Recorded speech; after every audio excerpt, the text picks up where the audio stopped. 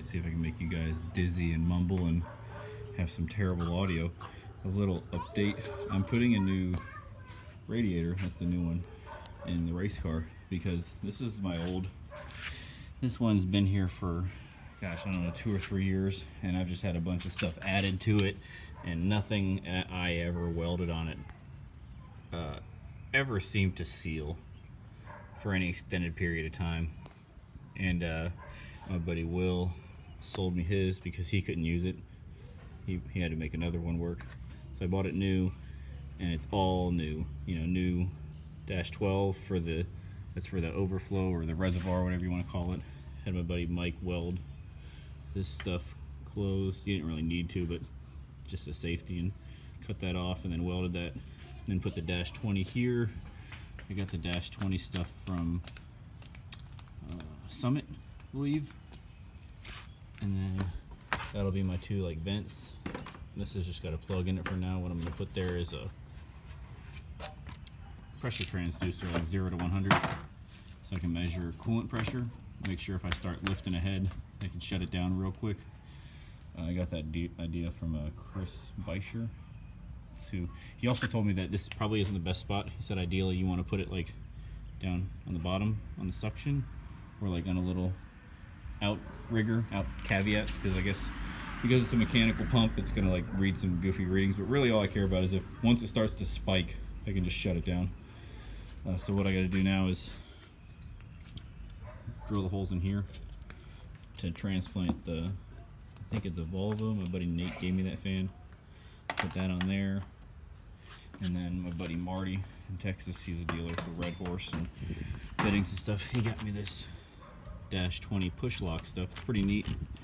Pushes on, and they got these little like bands that you hit with a heat gun, and it basically like seals it like a belt.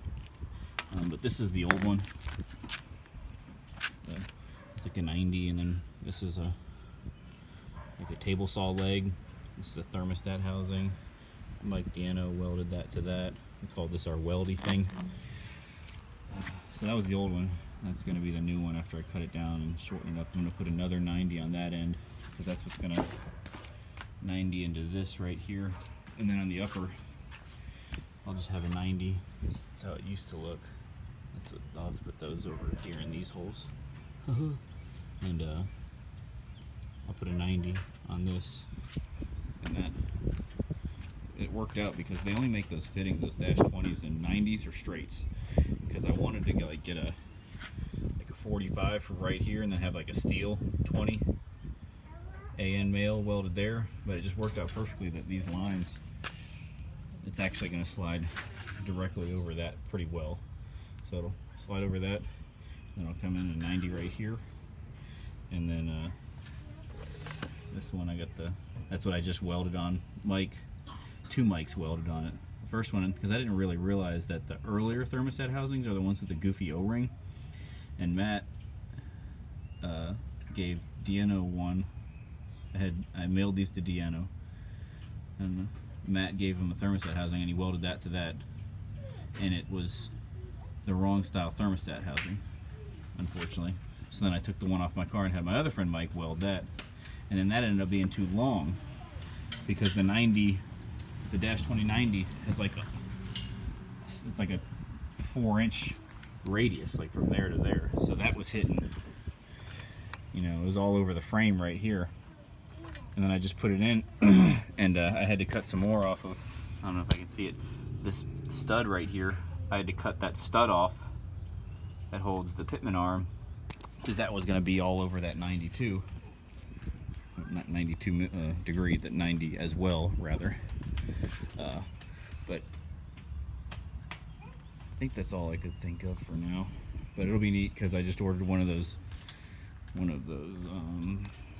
plugins that Matt found from that guy on Yellow Bullet. Not the plug-in, but the connector rather. So I'm gonna make my own input-output harness, rather than spend like the 100 or whatever on one. I bought that for like $8 or $9 plus shipping.